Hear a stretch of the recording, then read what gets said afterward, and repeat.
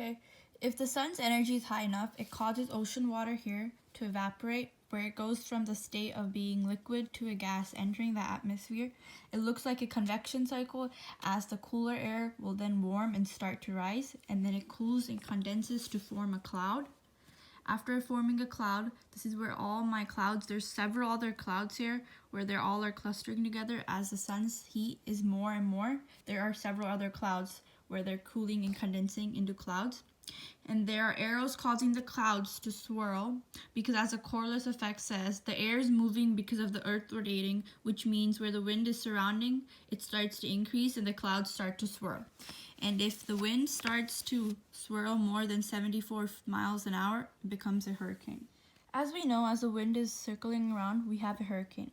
There are three main parts to the hurricane. The eye, which is the calm, low-pressure center of the storm, usually about 30 miles in diameter. The eye wall, which surrounds the eye, and the rain bands, which are surrounding the clouds that swirl outward and increase the hurricane in size. So you guys might wonder, how does the hurricane increase in size? Well, it's the rain bands, which surround the clouds that swirl outward and increase the size.